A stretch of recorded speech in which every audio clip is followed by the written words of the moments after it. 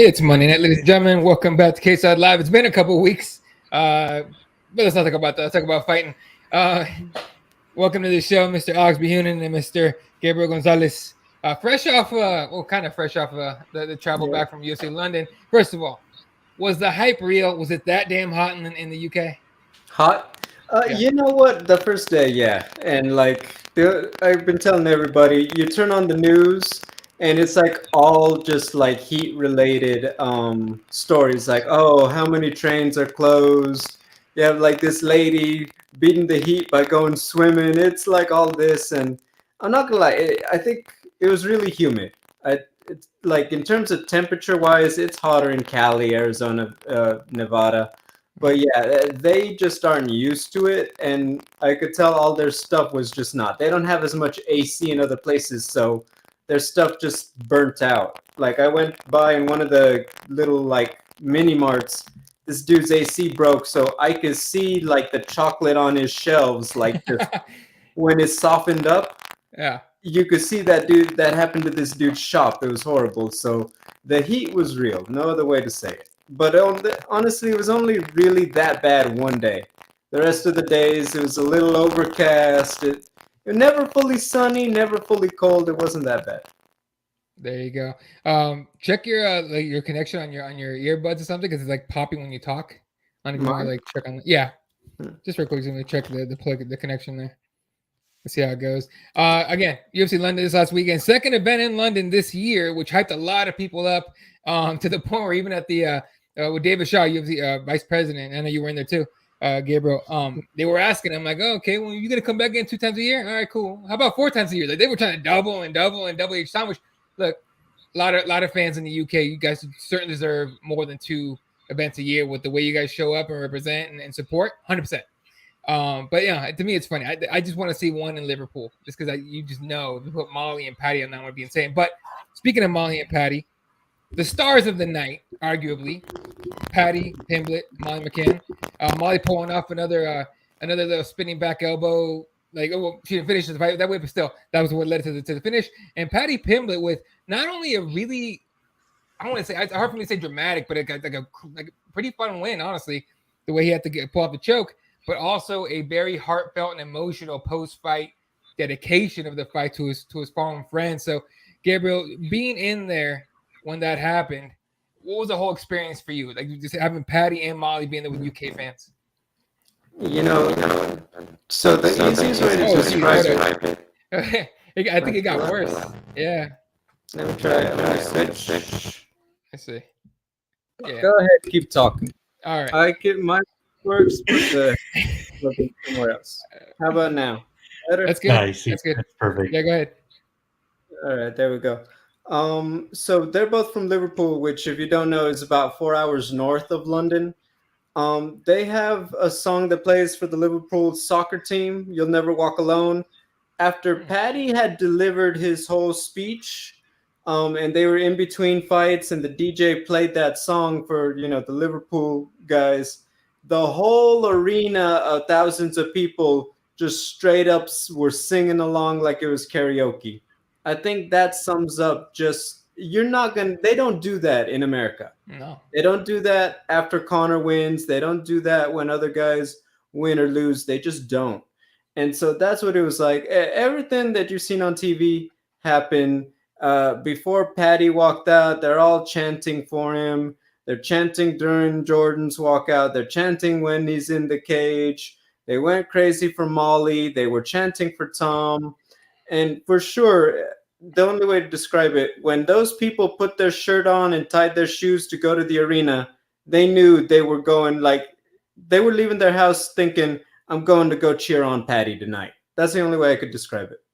Yeah. Not I want to cheer for my favorite. No, we're all going to support Paddy. Everyone, well, I'm on his, no, we're all going to cheer on Paddy. And we don't get that here. You're 100% right. In the U.S., we don't get that here. The Brazilians kind of do it. Canadians will somewhat do it a little bit, but Americans don't do it at all. Like, it's just, for whatever reason. But yeah, that was cool to see. Paddy getting a big win against Jordan Levitt, doing the teabag move, which made me laugh quite a bit. It was awesome. But the post-fight interview, the emotion he showed. Start here with Gabriel. Do you think that turned some fans? Because Paddy Pimblett has a lot of haters that aren't a fan of his trash talk and his the hype and all that. Do you think that turned a lot of people in his favor? Absolutely. I think so. Absolutely. I think that, he could have absolutely shot his shot and called for some big names. And honestly, if he had wanted to get himself a fight at MSG, he probably could have called the name and we probably would be hearing about it by now that it's booked and ready to go. Instead, he took the chance to deliver that. And, in the arena, we felt it. Post-fight, he took more time to really dedicate to talk about it. So I do think so. I think that outside of, the United Kingdom, there are fans who are like, hey, I see a beatable guy who isn't all that just yet, even though he's a big deal at home. No, I think they saw him more for a little more who he is. He's just this exciting fighter. Brings it no matter if it's pretty or ugly or whatever, and he delivered a message. And I do think that fans really just responded to that, as they have been for a while now. No, 100%. And the following he has is great. So I'm curious to see if his fans will travel like to the U.S. Him and Molly called out Vegas, so we'll see what happens with that. Alex, with Paddy's win over Jordan, there was quite a bit of heat coming into it. Obviously, Friday, the unfortunate news that he received the unfortunate news about his friend. Still made weight, still showed up, still fought his ass off. What's next? What do you do with Paddy Pimblett? Man, I mean, it just kind of it depends on what they want to do, right? Like, do they want to throw him into the deep end and like see where he is? Do they want to keep slowly building him up? I've seen people say maybe Dan Hooker. I still think like that's a little bit. Yeah, that's high just because Dan Hooker has so much experience. He's fucking good. He last year or in 2020 he went to war with fucking Dustin Poirier. You know what I'm saying? Like, people forget about that. I would like to see him fight like a Jim Miller, maybe a Clay Guida, somewhere around those, like more of a veteran type. Someone said Jamie Malarkey. I would not be opposed to that. I mean, that's another name. I just don't want to see him fight like a top 15 just yet, just because of the guys he's beat. I think that he needs to be like a top 25er, and then you push him. Yeah, that's that. I did talk with Jordan on the flight back. He said that the knee, he ate one of Paddy's knees, and he woke up and he was in that submission. So I have to go back and look at what knee caught him, but he said that it was a knee that kind of gave him like a flash knockout, basically. Oh, damn. All right. Well, it's whatever. Jordan will be fine. He's good. He's entertaining enough. But to come back, Paddy's the one that kind of launched us off. And then, of course, the post-fight interview and the dedication and everything, just to me, raises the stock even more. Now, Molly McCann, Gabriel, she called her shot. First, she calls out Antonia Shevchenko, which when everyone heard Shevchenko, everyone immediately thought bullet, like, no. Settle down, Molly. Wait a second. Then we heard Antonina. We're like, yeah, okay, cool. Yeah, no problem. We'll deal with the yelling from the side, from bullet on the side. No big deal. But What do you think about that matchup? Is Molly ready for that one, or should she maybe take that Maverick fight that she was talking about in the post-fight presser? I will tell you that when Molly said she's willing to throw down with anybody, I do believe that. That being said, I think that the Antonina Shevchenko call out, I thought that that was a, let's be honest, we've heard a bunch of girls kind of say they want that fight. Why? Because you kind of feel like that is your route to Valentina and could kind of create that storyline. I haven't seen anyone actually successfully do it. I don't think besides Chukagian, and she did it in reverse. She fought Valentina before Antonina. No one's ever actually beat Antonina and gone on to a fight with Valentina. It just hasn't happened. So I think that Molly was. I think sometimes people like to target the low hanging fruit, and people like to do that to Antonina because she just hasn't been as successful as Valentina. It is what it is. And so I thought that that was that's what Molly was kind of trying to do. She's trying to set something up with a more feasible target. Look, there's a bunch of girls she could get matched up with. Maverick is one just because of that exchange now on social media. And I know that Miranda's wanted that one too. And she's talked about that online and in public. So I do know that's one, but you could really go a lot of ways. I actually think it's similar to Patty is that, she's been in the UFC longer. And so I do think that there is still more of that upward, there's more work to be done. But she kind of has that same issue that Patty, Jake Paul, Valerie Loretta comes to mind. You are now too famous for people not to criticize it if you take a lower tier opponent. But at the same time, from what we've seen, we feel like you are not at the level to take on those big fish just yet. So really, you're now in a almost feels like a lose-lose. You either feel like you're being fed someone and fans respond to that, or you start calling and you might be biting off more than you could chew. And so there's really no right answer. Just a stylistically fun fight would be next, whether it be a killer or whether it be someone else. That makes complete sense. Yeah, Alex, this Molly Patty duo, it's working. It's working. People are loving this. Like, because I was at 274 here in Phoenix, and they came in to do their, their just guest scrum or whatever, and they came in together. Now, I didn't understand a damn thing they said, but it was still like a lot of fun just to hear them just go back and forth with everybody in the room and everything. Alex, do you buy this? Like we're a package deal that Molly said that you put us on the same card each time. I mean, keep doing it, but you better give them winnable fights, or else one's gonna lose, one's gonna, I think her calling out Antonina, that's a perfect fight. She called her out. I mean, that's a very winnable fight. Miranda Maverick, that's a tough fucking fight. That's a tough fight. So I would, I go for Antonina. Man, I think she's improving, but like people have to remember, like it was just a couple years ago that she got dominated in a couple fights, right? And then she came back and she knocked out two sub. It's fucked. I hate saying like I know what you're saying. Yeah, but like not top tier fighters. Let's put it that way. Right.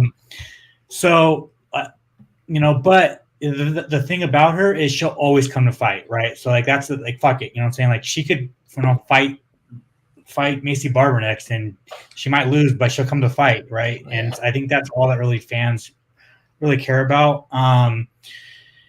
But yeah, I mean, put them on the same card. I love the idea of putting them on the Madison Square Garden card, although I think Patty said that he doesn't want to fight in New York or something like that. Yeah, he felt like he's going to get taxed too much, which I think is a problem in many of the big markets that you fight in the States. So, what are you going to do? Also, I think their opponents, it's like, oh, well, we want to fight together. Eventually, you're going to have people who are like, no, we're doing it here. We're doing it there. I don't care that you want to fight with Patty. And eventually, they're going to fight someone who they're going to be matched up with someone who draws the line in the sand. And then it's going to be either you guys split up or, you're going to have to just be public that like, hey, I took a different fight to stay with the other one. That makes sense. Yeah. All right, real quick, let's get some comments here before we move on to the rest of the card here. Otis, we'll get to your question in a second. But appreciate you joining in. Molly McCann is so fun to watch. The Queen of Elbows. Yeah. And Manny says, "Oh my God, is that Gabriel?" Yes, it is. It is. All right, here's a good question here from Otis. Hannah Goldie, she's what, 3-1 in her last 4? What do you guys think? People have been cut for less, but I do also feel like you might get one more just off the back of that. This was almost a setup for Molly to take it in London. I think that she could get another fight. I'm talking about curtain opener sometime, but like I said, we've also seen people cut with less of a resume, so she is definitely on the chopping block, but I could see her getting one more just because she did sign on the dotted line to go to the enemy territory for Molly. Unless she signed a new fight after her win over Emily Whitmire last September, that's probably going to be it for her, unless she takes a pay cut, because that was her 4th fight on her deal, and usually that's usually if a fighter doesn't sign their contract, it's because the matchmakers come back with the fucking 12-12 again, basically, or 15-15. Yeah, well, shoot. RJ says, I'm Alex's biggest fan. Tell him he's the Conor McGregor of MMA press. There you go. He knows. Okay, here's a fight. Patty Pimling is Nazareth. What do you guys think of that? Don't hate it. Yeah. That's fun. Solid fight. Blue Moon, what's up, dude? He says, one thing I wish they would have done in space the prelim fights a little more. Space them. I feel like a lot of guys in the prelim didn't get their chance to shot on the mic because it was so rushed. A lot of it also has to do with the fight night, especially, and you guys can correct me if I'm wrong. It feels like with the fight night, especially, if the fight goes to decision and it wasn't like a nail biter, they'll be like, just keep on moving. Just go to the next one. But that's what it seems like to me. They had to squeeze, 1, 2, 3, 4, 5, 6, 7, 8. So they had to squeeze 8 fights in like 2 hours or 3 hours. And they had quite. I'll say they didn't expect quite as many decisions. I feel like. Right. Let's see. Otis says, I want Elia Topuria against Patty. Ooh, Jesus! No, settle down. Let's not get Patty killed yet. It would be bomb, but they want, if they're gonna fight, it's gonna be like Adesanya Costa title fight, title eliminator kind of deal. It would be awesome, and they have the whole thing already set, but they're just Elia's tracking too far up. So is Patty. 100%. All right, another fight to talk about in this one is and not, we don't talk about it too much, but there was a little bit of heat in it. Jack Hermanson taking a decision win over Chris Curtis. Chris is upset. He double birded Nate Diaz, pretending he was running around and all that. Hermanson said "F you." I've never heard Jack Hermanson cuss ever. So for him to do that, I was like, was that Jack? No way. That's like the nicest guy at 205 or 185 or whatever. One of them. What was that? Like, it was. I get Jack had to bring in strategy and all that to get the win and everything, but Gabriel, I've never seen Chris Curtis react like that ever. There was a lot of emotion, and when I tell you, so we had the Claudio fight, first fight of the night. It's already 70% full in O2 Arena, and when I tell you that the second they went to the clinch, those fans started booing. I am not exaggerating. I mean that quite literally. They went to the clinch about 20 seconds into that fight or so, and they started booing like it was the main event, like, Derek Lewis, Francis Ngannou. They wanted their violence, and so I think that when you couple all of that with everything, it's short notice. This isn't Darren Till, and they wanted Darren Till, and it's going the way it's going, and Jack is doing what he has to. I think that just led to a lot of frustration for everybody, and it's like Jack did what he had to do to win. Chris just frustrated with everything, and on short notice, he knows that it's just not going his way, and it's unfolding in front of everybody. I think that's just what led to everyone's reaction. Chris, I was doing other stuff. I didn't get the clip, but I know it's out there. Chris double birds Jack on his way out the cage during the interview. Jack was cool, and I think they said they were cool after it, but then I'll be honest, as much as I remember that, I also remember Jack just gave Tom Aspinall the kiss of death, because then he tells Bisping and the fans, it's okay, guys, Tom isn't going to let you down. And I remember reflecting on that after the fact, like, oh, I really wish he hadn't missed. He jinxed him on that one. Damn. This isn't Chris's first offense. There's you can go back and look at a fight with Chris Curtis versus Bilal Muhammad, and Chris flips him off, cusses at him, kind of like after the fight, because Bilal dominated him for three rounds. So it's not his first. He's just very emotional, and I mean, Jack had the perfect game plan, and I think Chris just could not reach him. So he felt frustrated, but I mean, it's just it was very just not professional. Just kind of just like a crybaby, bro. Like you lost. Like it's all like the thing about it, bro. Is like he took a chance to fight a top 10 guy. You lost. Like who gives a fuck? You know, like we're not going to judge you. I guess shitty MMA fans will be like, he's washed. But other than that, I mean, it is what it is. That is legitimately exactly how some MMA fans sound like. That is a spot on impression. If you have ever wondered what that asshole down on row 6 or 7 down there yelling, stand him up. That's what that fucker sounds like. All right. God, I hate those assholes. Anyway, let's see what happened. All right. Very quickly here, Alex. If you mentioned it, I was listening. What happened to your girl, Bone? Yeah. I was a little surprised too. Man, I was expecting. She sold the fight to me when I went and talked to her at Extreme Couture, and Eric sold it to me, and I bought it. But unfortunately, she's not UFC caliber. It is what it is. I hear you. All right, let's talk about the main event real quick before we move on to the the next thing. Obviously, Tom Aspinall suffers a knee injury. And you guys correct me if I'm wrong. I've not heard any official injury as of yet. I know Bisping said that the doctor in the case said it felt like an MCL tear, but Tom Aspinall knee injury. 15 seconds in, Curtis Blades gets the win. What the hell just happened? I mean, well, Gabriel, first in the arena, you were in there. What the second that happened? What was the mood like inside the O2? You knew what happened, and then I look and you just kind of see everyone process it in real time, and it was just really heartbreaking. It was like the fans are still getting ready, and you see everyone just kind of get quiet, and you see everyone realize what just happened. Like, our night's over. It's all it just that just happened, and so it was uncomfortable for sure. You just saw a lot of sad faces, sad for Tom, sad for, a little bit themselves. They came to cheer their guy on in their home, and that happened. I'm sure many people, look, if you've ever paid for a ticket, you want your money's worth, and to have something like that happen is a bad feeling too.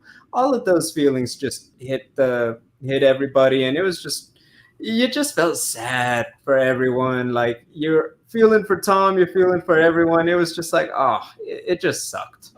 And you could see it on everyone's face, just, oh no. It was tough. And yeah, I think if you watch on TV too, this is now 2 straight weeks where a main event had an injury in its first round, and it's like, what are the odds, but what can you do? Yeah, I bet you Nunes and Pena probably like, all right, why are you doing that? Don't put that evil on us, Ricky Bobby. I will not do that. Eddie, you have like one of these every show where it's like, wait, don't finish that sentence. What the heck? You're right. I gotta cut that shit out. All right. This is Tom's out for a long time. Oh, he'll be out for probably like this is 6 to 8 weeks in MCL, but the comeback 100% probably a little longer than that. On the other side of it, with Tom being out for a while, Alex, let's go to you with this one real quick, and then Gabriel. What's next for Blades? What do you do? Blades already said he doesn't want to rematch. He doesn't want to wait that long, and he doesn't want to risk his ranking. He kept saying that over and over again. What do you do with Curtis Blades? I think he should fight the winner of Cyril Gane versus Tai Tuivasa, but it all depends on like what the fuck is like what's happening. Like, right, John. Like, I've heard that John and Stipe were supposed to be already scheduled, and so if you kind of like start knocking them down, I think it's going to be Izzy and Alex Pereira at Madison Square Garden. So just kind of makes sense. And then maybe John versus Stipe in December, or they don't fight again this year. And if that doesn't happen, then Francis is back, right? So then there's no need for the interim title. So it's like we just kind of need some answers to because there's Curtis Blades, and then there's going to be the winner of Ty and Cyril, right? So it's like what do we we just need some answers of what Francis is going to do, and what the interim if they're going to do an interim title for John and Stipe. Gotcha. What would you do, Gabriel?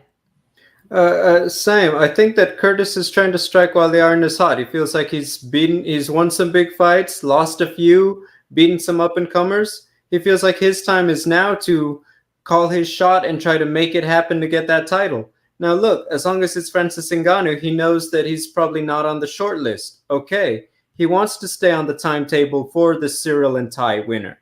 I think that if, talking, to Alex's point, if you find yourself in a scenario where Francis Ngannou is not fighting Tyson Fury first quarter of 2023, then for sure you got to be thinking, okay, John Jones is probably going to just try to slide right in there. In which case, Curtis should be looking at being ready for Stipe, if they set that up. But for sure, I think he sees it as he doesn't want to take another fight because he wants to stay on this track where he has a path to the title. You beat the Cyril and Ty winner. That's probably going to be enough for you to call your shot for the belt. And he doesn't want to risk anything that gets himself off of that. He wants to stay on it, as would beating Stipe most likely. So, yeah, like Alex said, you got to figure out who's on whose schedule when they actually get there. Part of that isn't even UFC. Part of that is, can Ngannou get Tyson Fury and when? Because it's clear on social media they weren't on the same page on when this could happen either. So really, it's all up in the air, but you get it. Ngannou doesn't want to leave that bag on the table. UFC is trying to run business. There's a lot of pieces in the air. And if Cyril Gane beats Tai Tuivasa, right, he already just fought for the title. So it's like he could go right and fight Curtis Blades. If Tai Tuivasa wins, that's somebody that the UFC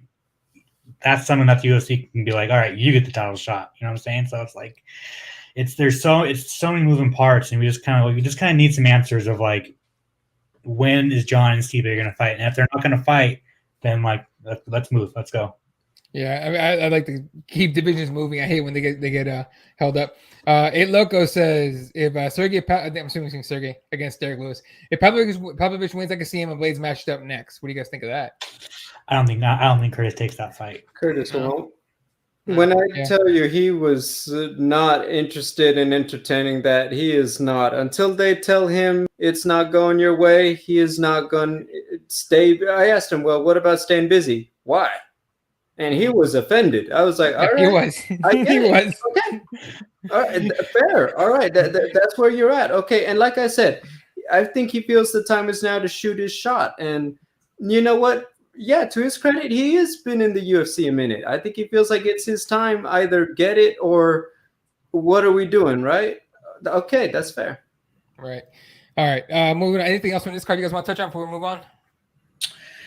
I just wanted to say that I was heartbroken for Alexander Gustafsson. Yes. Man, I mean, I think they give him a very easy fight in Sweden later this year, and then go live life, bro. Live life. It's not happening anymore. Yeah, I was kind of on the same thing with DC was talking about that chin's gone, dude. That's it. You should retire. I'm not a big fan of telling fighters to retire, but I will be like, hey man, at least think about it. Well, it's a fighter that I like because you watch these guys for so long. You almost start. I mean, when it's at the tail end of the career, you start really caring about their health because you're just like, hey, we see the end coming. We hope you do. We don't want you to be, without offending anybody, punch drunk or anything for the rest of your life. That would really suck to see. So it's one of those things. I mean, you look at everything. He did the change weight classes. He took the time off. His chin should be quote unquote recovered. No. Mm-hmm. And it's difficult. And also Nikita is, I think people feel like because Nikita's not in that top 5 discussion that he's not one of the more dangerous guys. He's a big problem for a lot of those guys at any of the rankings and levels. So it was tough. I agree with you though. I think you got to assess things. You got to see how you look. But for sure, I think Alex and Gustafsson, not you up there, entertain, this might be it in Sweden. And I'm sure that's crossed his mind. He's been at it, won some big ones, lost some big ones. He knows that too, I'm sure.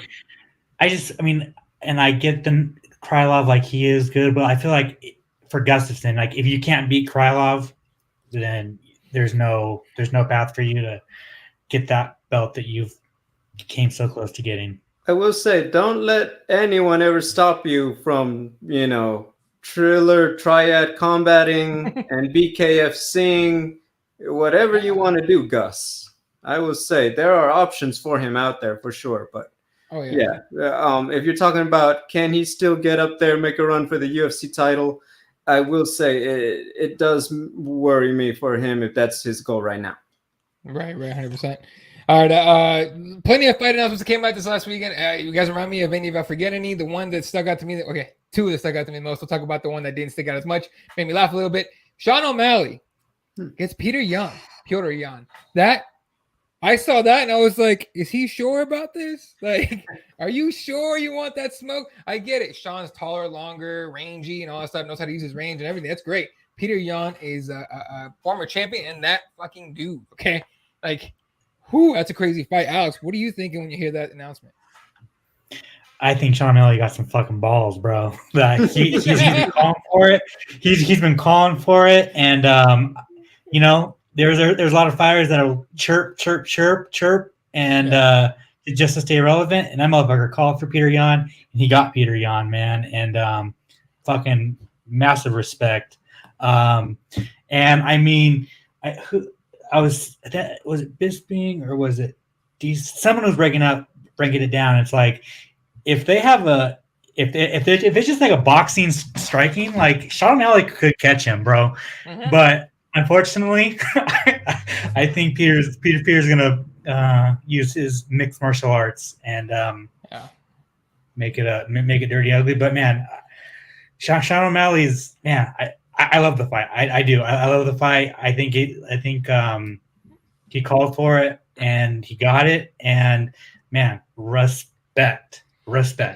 Gabriel, the way I found out, I was because I just got back from vacation. I was on the beach and my phone's buzzing. I ignored the shit out of that thing for the most part, unless it's obviously the Cageside guys. But it was my friend kept texting me over. He goes, "Can you believe it? Can you believe it?" I'm like, "What?" He's a huge Sean guy. Obviously.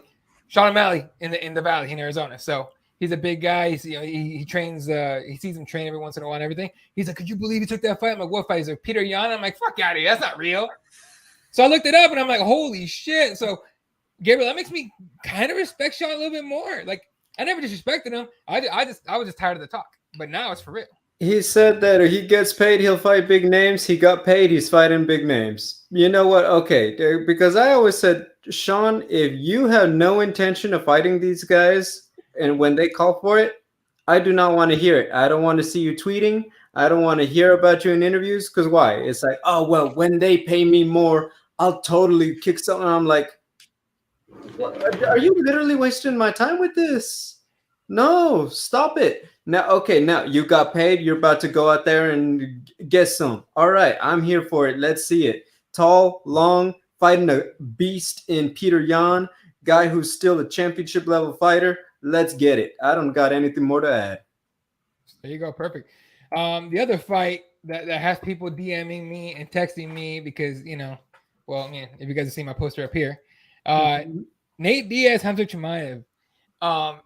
First of all, don't not one of you text me. I am a delusional Diaz brother fan. I will ride with this guy till I die. Nate's going to win that fight for all I give a shit.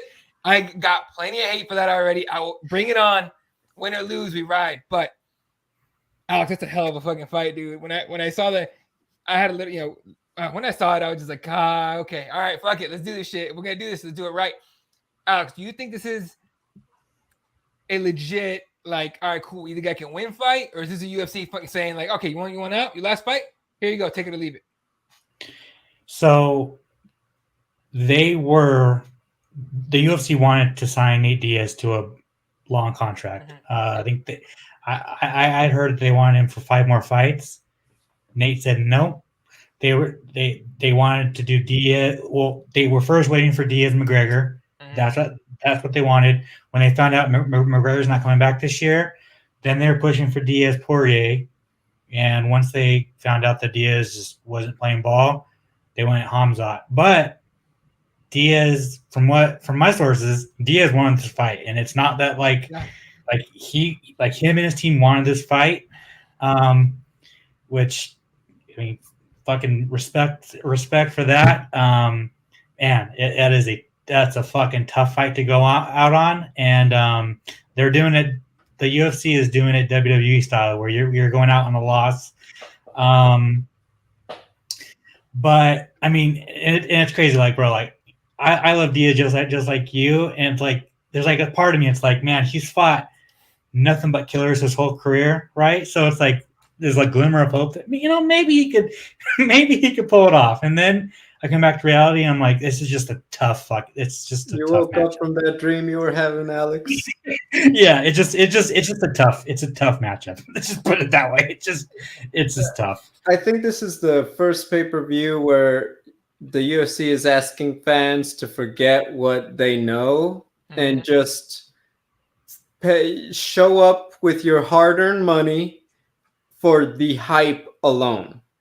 And, because even like, okay, you talk about Masvidal Diaz, it's like, okay, well, Masvidal, like, he'd won some, he'd lost some, and, he's kind of here with that hype now. And he kind of had his graduation against Nate, but Nate had beaten Conor, Nate had beaten Pettis.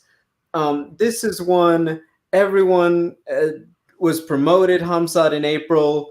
Anyone who knows saw Khamzat and Gilbert do what they did. And now you're talking about a Diaz who's been rather inactive, who's still as skinny as he's always been, who's not, what's his name? Oh, man, I'm blanking on it. I want to say it was Leon Edwards or Arnold Allen, just like, oh, well, Nate's going to do what he does. He's probably not going to check kicks. He's probably going to eat some takedowns, but he's just going to try to gangster his way through that. And I was like, yeah, that's pretty much it.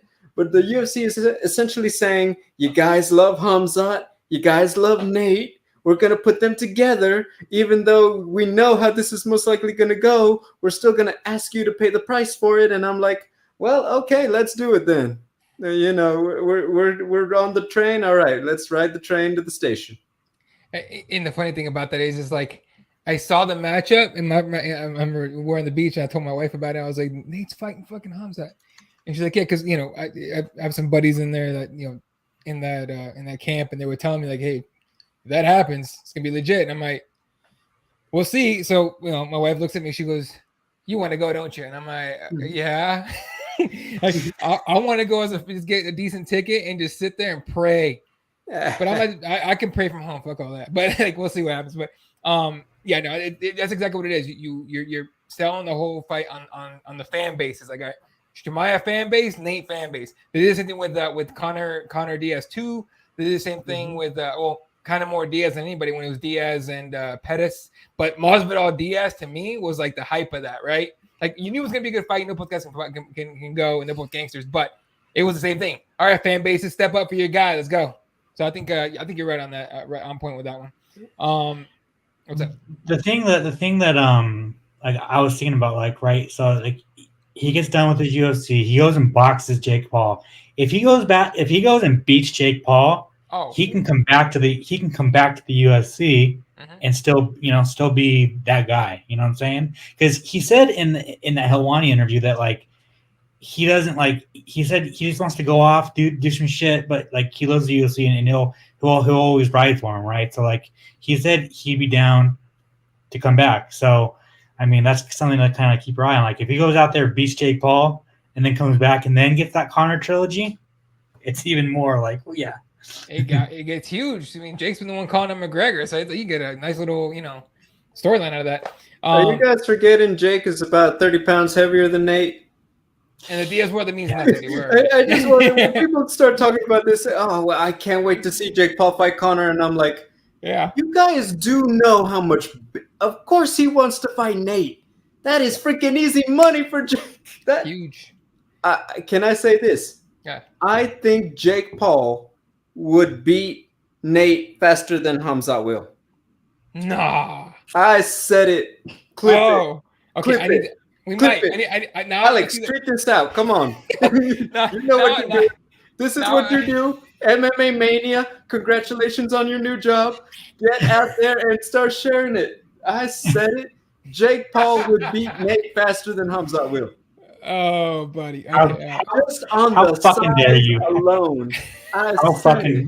fucking dare you, bro? How I fucking dare you? just said it, Alex. Oh, okay. Every time Wow. Jake Paul starts calling, I'm like, you realize this kid is like 6'2", 200 pounds. And Nate, with his shorts and fight kit on, is maybe 173. Maybe. Maybe. We don't know if that's even close. No, you're right. We'll see. I don't know. I want to see the fight either way. I just want to see Nate get paid and do his thing. But I mean, he's been doing pretty good lately, so I can't knock him. What other fights were announced? Oh, real quick, UFC 280, Charles Oliveira, Islam Makhachev, official. A lot of people thought Conor was going to jump that line. Obviously, Alex, let us know that Conor ain't coming back this year. So scratch that one. But a lot of people put money on Islam. He's a favorite, right? And it's not like a close favorite either. It's like a 2-1, 3-1 somewhere. That's shocking because that's really essentially you're buying on Habib and Father's plan on that one. Mm-hmm. Which, don't get me wrong, I think that look, you have their skills and then you have the physical attributes. Islam is bigger than Habib, taller, longer. Maybe doesn't have fight with that same relentless pace, but he uses his weapons differently than Habib. And then Charles is Charles, and if you haven't been keeping up, I don't know what to tell you about what he's done the last year. I think when I do like the top fights to make at the end of every year, and I want to say Charles and Islam was like 2 or 3. I think for sure the only other one I had was a John Jones return. For sure would be bigger, but I wrote that before Charles fought Gaethje because I said if you reach this point where you have Charles on this win streak fighting Habib's protege and all of the drama that comes with that, obviously Charles more recently he's kind of changed his tune on trying to get Habib maybe to get back for one more because he feels like they've been talking a bit, Habib and them in the interviews. I think that this fight sells itself in the pre-fight to the hardcores. Then you talk about the actual skill level in the cage. Say less. Look, man. People were telling me, asking me, "Oh, did you see the odds? I can't believe the Islam's the favorite. He hasn't beat anybody in top 5." True. And Charles has been turning challengers away left and right. And I was just like, "Okay, cool. Be happy with the odds and put some money on Charles Olives, dude. Just enjoy it." But Alex, with that in mind, with the fact that Islam's a favorite, Charles Oliveira, first of all, if Islam wins, it's Father's plan, Khabib's plan, all that stuff. Charles Oliveira wins, gets his belt back, that's a whole new era of Oliveira. Man, so I've heard that he got paid. He got paid for taking this fight because he got paid to take it in Abu Dhabi because that was not his idea. He did not want to go to Abu Dhabi. That was just one thing. He's like New York. He'll go anywhere. He did not want to go to Abu Dhabi. So they opened up the checkbook, paid him. From my according to sources, I think, and the thing about it is if he beats Islam, I think that's the only chance we get of Khabib maybe coming back. Mm-hmm. He even said it in the interview. I think maybe it was with Okamoto. He said he told him he's like, I don't know how I'd feel if Islam loses.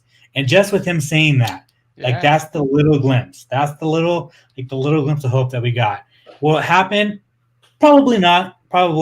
But you never know. You never know. Right. I would say again, this is a frequent point on MMA Daily, now on Apple Podcasts and Spotify. But every time we talk about it, I said, why did Habib retire? Oh, he promised his mom and all that. You're telling me Islam, who he's known since he was 11 years old, who probably has had many breakfast, lunch, and dinners at the house of Mama Habib. You're telling me that if Charles Oliveira were to do Charles Oliveira things in Abu Dhabi, go out there, knock down Islam, choke him out, in Abu Dhabi. Look at Habib. Do the thing with the hands in the belt in front of Habib. That Habib's mother wouldn't call him personally and say, you're going to let him disrespect the family like this. Beat that boy's ass. What you gonna say? You're telling me Habib will not listen to that? And look, maybe this is me being dramatic and thinking that Habib's mom is like a telenovela mom. But in my opinion, no. Habib won't have to ask permission. The mom will tell him to get his butt out there and fight Charles if that happens. For the honor of the family, no? That'd be so wild. And now look, mind you, this is me being dramatic, but if you're telling me that isn't a possibility, then really, what are we doing? I mean, if it takes Charles beating Islam to bring Khabib out, oh my God, I fucking hope it happens. Whoop his ass, Olives. But I do find it just disrespectful that he's a 2-1 underdog. Like, bro, look at the 4 guys he just beat. You know what I'm saying? And did it convincingly. You know, just like the champion has a name, bro. The champion has a name. I remind people of this. He has beaten Gaethje and Poirier faster than Habib did. Mm-hmm. Just to keep that in perspective. And he fought Tony and dominated, which Habib, look, maybe he would have, maybe he wouldn't, but he never got to do. No one wants to talk about it, though. Yeah, there you go.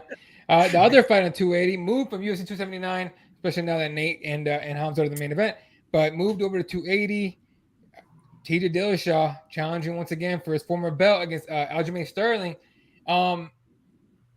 To me, that was a weird fight to begin with because I think, to me, okay, this is me. TJ cheating kind of like wrecked his reputation to me. Gabriel, do you think he's built it back up enough to where this shot's like legitimate? I'll say this. I think his notoriety is what makes it legitimate. I think the fact that he's passing the test, he's going to bring it in the cage. I think that's all fans need. I don't think the UFC is putting him out there because they want people to like him. Mm-hmm. I think they know that they either will or won't on their own opinion. But I think that he sells the fight more because of the notoriety. And the fact that he delivered, look, that fight with Corey Sandhagen was close, but I gave TJ Dillashaw that win. So, yeah, on all that alone, we've seen people get title shots with less. I think that you shouldn't be surprised. Now, mind you, I think about what you said. I think of Henry Cejudo's comments. He said, we're not trying to hit a baseball over the fence. We're out there trying to put a hurt on each other. Mm-hmm. So when you cheat, I do think it should be more. And I was like, you're dang right. I do have those feelings. That being said, TJ was caught. There's a punishment. He was given it. He served 100% of it. Now he's back. So for me to say more, that's just me and my feelings. He served the punishment that he did the thing for. So I really don't know what we could say more about that. He did the crime. He served the time. 100%. Yeah, I'm 100% on that. I think he served his time. He's passed all of his drug tests. He gave up the belt that he never lost. You know what I'm saying? Like he never lost this title. He gave it up. You know what I'm saying? And people can say all they want about the Sandhagen fight. It was a close fight, but TJ won. Right? You go in the record books, TJ won. So. Yeah, I don't have a problem with it. He served his time. He was out. He served his time in his prime, man. Like he was in the prime. It's his career. Now he's like 35 now. You know what I'm saying? Like, yeah. So but yeah, I think it is kind of weird that it's in Abu Dhabi. Especially because I think Aljamain complained about Abu Dhabi because that's where he fought Peter. He was in a rematch Peter in Abu Dhabi, mm-hmm. and he complained about it. So it's just funny that he's going back to Abu Dhabi. Fair enough. Quick question on UFC 280. One guy that's kind of the odd man out of lightweight, Beneil Dariush. He's got a fight against Mateusz Gamrot. Is that fight for the number one contender fight? If Habib doesn't come, I lost my voice. Sorry. You're good. If Habib doesn't come back, and Alex ends up taking another 45er just on the schedule, for sure. Okay. All right. Yeah, Alex. I mean, it makes sense. Yeah. I mean, if you look at it, yeah, I mean, Michael Chandler and Poirier are probably going to fight, but they're probably going to fight in November. So yeah, I mean, more than likely. Right. Right. Oh yeah. Hey, look, that was your question. Hopefully we answered that one. Do you think 280 stays free TV? They could. They could. I want it to be. It should. Here's the thing. It depends on how much they stack MSG like a week or two later. Right. Because I think that from the looks of it, September they're rolling all in on Khamzat Diaz. They're not adding any belts to the undercard. Which okay, all right, yeah. Okay then. That said, okay, what are they doing? Because there's only a couple guys and girls left on the schedule. So you think the girls, Carla and Valentina, will they keep them together? Or one or the other, December, November.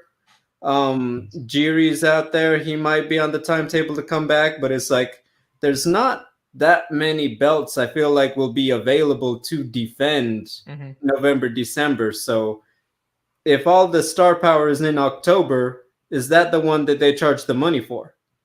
Because in Abu Dhabi already gets it, but in the States, they charge pay-per-view. They're gonna charge. So they're gonna charge for the Diaz Chimaev because of the Diaz big numbers. UFC, man. Would they free TV an MSG card if it only has like one belt? No, because I bet you MSG is going to be Izzy Pereira, Glover Yuri, and maybe Carla versus Whaley. Then who's December? John Jones versus Stipe. Cross your fingers, yeah. Okay. Yeah. Jones versus Stipe. If Volkanovski's back by then, maybe Volkanovski. And don't forget the UFC's knack for creating interim belts out of nowhere, whether they're needed or not. That's fair. One thing I will say about your Stipe Jones, not that I wouldn't mind it, right. But I feel like if you get to December and you're Jones, you're asking before you sign for December, wait, isn't Ngannou going to be back in a month? Why would I fight Stipe when I could take it all at once? That's my one thing. That's my one thing about Jones and Stipe. That's why I'm not sold on them in December, is because Francis could be right there. And maybe Francis comes back December. I doubt it, but yeah. This is what we're here for, right? Big and deep into the crystal ball, through the smoke. Or they do Jones, Stipe, Madison Square Garden, and then they do Izzy Pereira at the end of the year. That's fair. I like that too. There you go. Because they want to keep John Jones out of Vegas. There we go. Somebody get Nick Diaz a fight. Fuck it. We're going to go with name power. Do you think? Nick and Darren Till on the Khamzat. Why are you trying to get my guy killed, bro? All right. Smash He's just trying to make some versus money. Diaz bros. Let's just run with it. You know what? That would work. Okay. That's a good point. All right. We're going to go through some comments real quick, and then we'll just fly through this weekend's card. We'll get everybody out of here. Just some comments. Guy A Loco says, guys, the thing that gets Oliveira the edge over Khabib for me is a strength of schedule. Oliveira has always been way more active, while Khabib fought once a year as a champ. Oh, that's good. That's 1 point. And then Kevin Nicholson, PT physician. I don't know. I think Aljamain's issue was beyond rematch in Abu Dhabi. It was too soon after his cervical disc replacement surgery. Good one. That's possible too. Yeah, I mean, he did complain about that. Also, I think his other problem was that, he's from New York. A week later, they were in New York. So he was like, wait a minute. Like, why not? Yeah. Right. Okay. On that note, UFC 277 this weekend, the rematch between Nunes and Pena for the belt. This is an interesting fight because the first fight around, not everyone, but a lot of people were thinking like, okay, Nunes coming off the COVID thing, she was not in shape, yada yada, all this stuff. There's a lot of thought going into it that we're going to get the lioness in this fight. But man, Alex, whenever we see these kind of rematches, man, sometimes the former champion kind of falls flat. I mean, I was one of the people given every excuse in the book that Amanda had COVID, Amanda, it was the first time cutting weight in a while. She overlooked Juliana. So I do think we're going to see one. Although, if she loses again, I fucking don't want to hear anybody say she's not the GOAT. You know what I'm saying? Like, that's the one thing I fucking, that's just, it's not fair. Yeah, anyway. But other than that, I'm excited for the rematch between Moreno and Kai Kara-France. I have a feeling Derek Lewis is going to get knocked out in Texas again. And all the rest of the card, you know that I'm a UFC shill, and I will defend the organization on shitty cards. This is a shitty card, bro. Dude, people keep mid, okay, here's the thing. I think that they heard the pay-per-view when they lost Rocco Costa, right? Yes. Pantoja, I hate to say it, that's a great fight. Pantoja, Perez, they are there in case of emergency with Moreno and Kai Kara-France. I don't know why, because I feel like they don't have reputations for really missing fights, but that's not a bad main card. It's been worse. I think when you look at it and then you factor in Magomed and Smith, it's not the worst, but the prelims and all that, you kind of feel like they've spent maybe a lot of ammunition earlier this month. Remember, it's been less than a month since International Fight Week. Right. Alex? Yeah. I love Matthew Semelsberger versus Alex Moreno. I like Dober versus Alves. All the rest of it, it is all right. It is. Quick before we go, your winners for the main and co-main event. Who you guys taking? Amanda Nunes and Brandon Moreno. What do you think, Gabriel? Same. All right, cool. Yeah, me too. I will say Moreno and Kai, I think it's going to be a closer fight. I'm giving that one 5 rounds. I think no one's going to roll over either way. I think that Amanda is going to go full Aljamain versus Peter Yan too, and just like use the weapons differently and handle it. Gotcha. And if you guys can hear that, there's a 2-year-old screaming in my living room. So that's going to mark the end of the show here. Real quick, appreciate your subscribing there, Kevin. If you guys haven't, subscribe, hit the like button, leave a comment, all sorts of stuff. Appreciate the hell out of you guys. You can follow Alex at Alex Behanan. He's the one with the check mark. Double G on TV for Gabriel. He's on his way to that. I'm at Elo32. I'll never get that, but it's okay. And of course, Twitter. Help us out at Cageside Press, okay? All I want is a Cageside Press check. That's all we're asking for to start. Please, just help us out. All right, guys. For myself, Alex, Gabriel, we appreciate the hell out of you guys. You guys have a good night. Catch you guys next week. See you guys later.